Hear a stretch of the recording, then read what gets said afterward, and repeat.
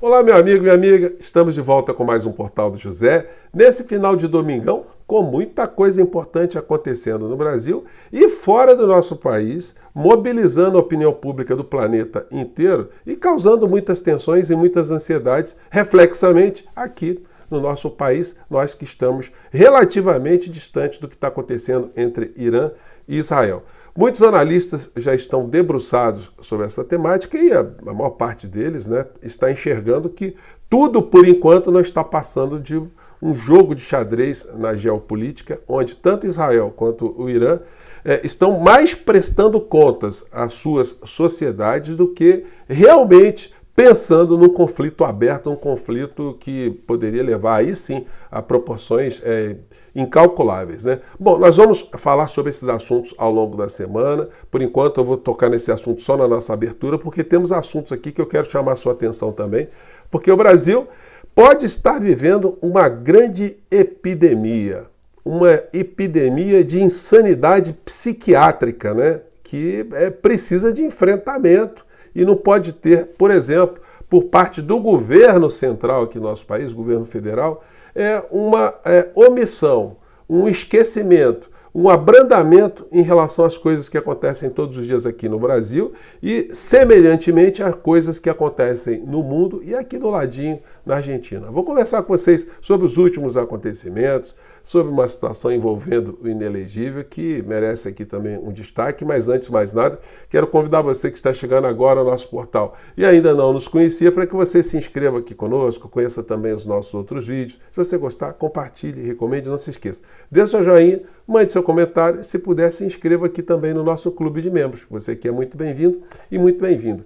Gente, eu vou mostrar para vocês aqui aliás, eu vou só colocar o áudio, de um vídeo que o Inelegível colocou no canal dele hoje e que contém ali algumas falas, que vão merecer aqui uma consideração especial de todos nós, e que se somam a uma coisa absolutamente patética e ridícula, que eu já comentei muito rapidamente com vocês, no nosso primeiro encontro de hoje, que está aqui nesse editorial da Folha de São Paulo. Gente, é de uma miopia tão grande que a gente fica pensando o seguinte: será que o olavismo, o bolsonarismo também capturou mentes e corações na Folha de São Paulo? E aí isso iria justificar essa percepção que nós estamos vivendo uma epidemia, porque a epidemia é uma doença que vai contaminando cada vez mais pessoas, Porque, gente, é um negócio inacreditável a Folha ter escrito aqui: censura promovida por Moraes tem que acabar. O ministro está provocando censura, assim do jeito que eles estão insinuando, impedir alguém de se expressar nas redes sociais viola a Constituição. Puna-se o que de criminoso for dito, após o devido processo legal. É uma visão romântica, extremamente romântica, como se a gente estivesse no terceiro milênio, lá na frente, no terceiro milênio, assim, enfim, uma evolução da espécie humana de uma forma assim inimaginável, Porque a realidade não é essa que eles estão dizendo aqui. O ministro Alexandre de Moraes, ele tem o dever, enquanto julgador, todas as vezes que uma demanda chega até a mesa dele, de dar uma decisão. Ora, segundo a Folha de São Paulo, se tiver alguém, então, divulgando remédios que provoquem a morte, por exemplo, das pessoas, isso deve ser permitido. Uma decisão judicial que faça cessar aquele tipo de comportamento seria uma censura. Ou de alguém que esteja fazendo apologia de pedofilia, Essa expressão usada aqui, às vezes a plataforma dá uma cortada, Enfim. Mas isso seria também uma forma correta de tratar o assunto, deixar a pessoa fazendo esse tipo de proselitismo, ou ensinando como atirar em colegas dentro de uma escola, ensinando manuaizinhos, ensinando formas, ensinando estratégias. Também interromper esse tipo de situação é uma censura prévia. E se tentar destruir a nossa democracia, destruir o Estado democrático de direito, atear fogo no judiciário, no prédio do judiciário, destruir o Supremo Tribunal Federal, o Congresso Nacional, o Senado, pregar a morte de pessoas, alguém que faz isso reiteradamente, ao ser impedido, isso significa uma censura? Então, gente, eu queria saber qual é o planeta que essa gente da Folha de São Paulo está habitando ultimamente. Porque é o planeta do extremismo, né? Dessa epidemia que parece estar chegando a cada vez mais setores impensáveis. Gente, eu que sempre atuei no meio jornalístico e no meio jurídico, eu fiquei impressionado em ver colegas meus de faculdade, pessoas que eu julgava serem esclarecidas, né? De repente viraram bolsonaristas repetindo essas papagaiadas todas, jornalistas repetindo essas papagaiadas todas. E aí você pega em todos os setores, né? Médicos, dentistas, veterinários, engenheiros, operários, sindicalistas. Você pega as pessoas, profissionais liberais, motorista de aplicativo, entregador de comida. Todo mundo caminhando com o mesmo tipo de visão distorcida que a extrema-direita vai disseminando para cima e para baixo, né? E segundo a Folha de São Paulo, isso tem que continuar. E aí o seguinte, as sociedades estão ficando cada vez mais pobres, cada vez mais desiguais, o abismo vai aumentando cada vez mais em sociedades onde há uma concentração de renda, e a violência vai surgindo nesses países todos, né? Nesses bolsões mais fragilizados.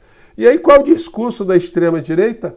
Porrada, cárcere, cemitério, né? Ou então fiquem bem caladinhos ou simplesmente façam adesão a alguma religião e fiquem conformados que nesse mundo aqui você vai padecer, o teu mundo vai ser melhor lá na frente, né?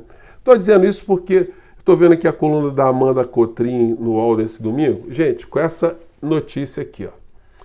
Isso mostra qual é a visão da extrema-direita. Não é por outra razão que o Milei está provando lá, apresentou uma reforma constitucional para endurecer o sistema de uma tal maneira que a presunção de legítima defesa valeria para qualquer situação. Alguém aparecer com uma faca na sua frente, você poderia dar um tiro de escopeta na pessoa, porque a presunção é de legítima defesa. É aquilo que o Bolsonaro queria fazer aqui, né? Uma legítima defesa presumida, né? Uma irresponsabilidade, né? do agente público que estiver matando uma pessoa. Gente, é um negócio absurdo, eu cheguei a comentar aqui com vocês, né? A reforma penal que o Milei está propondo na Argentina, já prevendo que o bolsão de miséria vai gerar muita violência, inclusive entre os argentinos da mesma classe social. A pessoa fica no desespero, na carência total, o volume de assaltos, de pequenos delitos, de furtos, aumenta. Isso aí é aritmético, né? A notícia aqui que eu exibi para vocês tem o seguinte título: Milei quer mudar a idade de punição de adolescentes de 16 anos para 12 ou 14 anos. Então, olha onde é que está indo o pensamento dessas pessoas. Então, o pensamento está indo, vejam só, que a solução, caso haja um aumento de violência, é encarcerar seres humanos a partir dos 12 anos de idade na Argentina. E a extrema-direita vai jogando esse discurso como se fosse a coisa mais natural do mundo, e isso vai entrando na cabeça de algumas pessoas, né?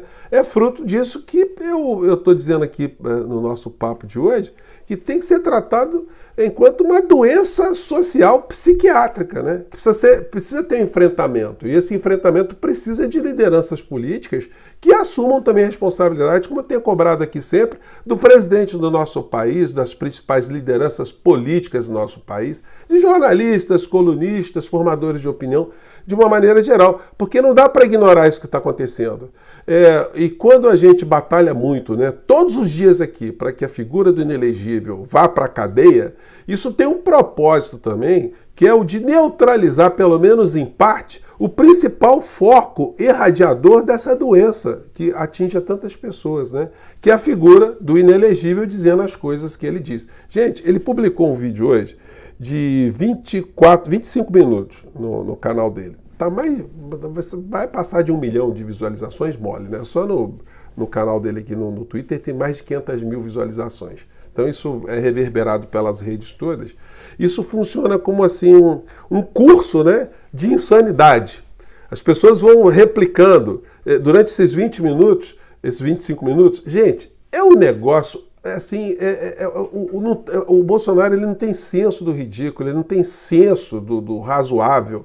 Ele vai indo numa direção que e ele é convincente, né? Porque ele fala dentro desse ambiente com tanta convicção que as pessoas acabam caindo nesse tipo de palhaçada, de patifaria que ele fala. Eu separei aqui, não vou mostrar a imagem para vocês, mas somente o áudio aqui, de uma parte desse vídeo aqui, onde ele coloca uma questão, ele trabalha muito com medo e com mistério, né? Ele coloca uma coisa como essa aqui. Quase que eu fiquei. Aconteceu um milagre, nos elegemos, não tinha, a não ser o Paulo Guedes e o Jean Heleno, não tinha mais ninguém para colocar na presidência. E algo que realmente, eu não sei o que explica essa eleição. Mas eu tenho algo sobre 2018, que como nós não vivemos uma democracia no momento, eu vou esperar. Então ele disse, né? Eu tenho algo sobre 2018, mas como nós não vivemos numa democracia, reforçando esse discurso extremista, né, dessa epidemia, né? Um pouco mais para revelar. Porque o que eu falo, eu provo. É muito fácil você... Então ele está dizendo que tem coisas que aconteceram em 2018 que ele não pode dizer agora porque nós não estamos vivendo numa democracia. Bom, como eu apontei agora no editorial da Folha, né? Você pode falar qualquer coisa que você queira aqui no Brasil, desde que você não faça o estímulo a práticas criminosas, desde que a sua fala, por si só, não seja uma fala criminosa. Gente, esse princípio de que a liberdade se pode tudo e tal, isso é uma fantasia, tá? As pessoas, nos Estados Unidos pode-se falar tudo. Olha só, se você tocar em algumas situações que digam respeito àquilo que os americanos entendem, os norte-americanos entendam como sendo assunto de segurança nacional, você vai para o Xilindró, você tem as suas redes invadidas, você vai em cana preliminarmente. Se você tem dúvida, veja o que está acontecendo com a Assange, alguém que expressou a sua opinião, revelou informações, enfim. Não é liberdade total, ele não tem o direito de informar. Bom, se isso é um princípio absoluto, né? Isso aí deveria valer para todas as situações. O jornalista não poderia estar sendo incriminado de absolutamente nada, né? Claro, tem nuances no meio dessa história toda, mas eu só estou dizendo aqui que esse assunto de liberdade integral, isso é uma grande hipocrisia. Nos Estados Unidos, você não pode ter um programa em rede aberta com qualquer horário, né? Com práticas de sexo explícito, só para dar um exemplo aqui, né? Então, quer dizer, quem faz filme pornô, então vai dizer, olha, não, nós não vivemos numa democracia porque eu não posso exibir meu filme pornô a hora que eu queira. Então, gente, é muita patifaria que existe no bojo desse discurso todo que é usado pela extrema-direita para dizer que o Brasil não vive uma democracia. Aí me ocorreu, né, algumas situações, até anotei aqui. A única coisa que o Bolsonaro, as únicas coisas que o Bolsonaro não poderia dizer hoje, nisso que ele está dizendo que nós não vivemos numa democracia, é confessar, né, que praticou crimes. Ele dizer, por exemplo, olha, quero dizer que em 2018 eu usei dinheiro que eu tirei dos meus funcionários nos gabinetes, dos meus funcionários do gabinete e dos funcionários dos gabinetes dos meus filhos. Eu peguei dinheiro ilícito. Bom, isso ele não podia dizer, né? Porque senão ele vai... Ou que ele usou dinheiro de milícia. Olha, eu recebi muito dinheiro, eu tinha uma caixinha da milícia e aí eu recebia muito dinheiro, enfim. Se ele disser isso, realmente ele vai ter problemas. Se ele disser que recebeu dinheiro de algum partido nazista de fora do nosso país para fazer a campanha dele, ele vai ter problemas também. Mas isso aí é falta de democracia. O que ele poderia dizer que não teria menor problema é assuntos de natureza moral, né? Ele dizia, olha, eu traí todas as minhas mulheres e, enfim, eu tive muitas eleitoras porque o tempo todo eu estava ali atrás de eleitoras traindo minha esposa. Ou eu quero dizer para vocês o seguinte, quando eu era criança eu me apaixonei por uma cabrita, ou me apaixonei por uma jumenta. Bom, por mais imoral que essas coisas possam parecer, aí não teria efeito nenhum. Então ele poderia dizer qualquer coisa. Agora ele fica trabalhando com esse tipo de comportamento, dizendo que o Brasil está vivendo essa situação que a Folha de São Paulo está entrando aqui, para justificar, né, qualquer tentativa de fuga, que é o que está no radar o tempo todo. Mostrei para vocês que a Argentina ofereceu para ele a possibilidade de refúgio, se a coisa ficar complicada para cá, né? E para descredibilizar também medidas judiciais que coloquem a figura na cadeia. Mas nada disso dará certo. Mesmo essas alianças surreais que pega aqui no Brasil o Malafaia e Elon Musk, os dois juntos com Bolsonaro e mais uma horda de criaturas, esse troço não vai impedir do Bolsonaro ir para a cadeia. Ele vai para a cadeia. E quando ele for para a cadeia, nós vamos ter a diminuição desse foco, né, infeccioso dessa pandemia que acomete tantas pessoas aqui no nosso país que a gente não reconhece mais, né?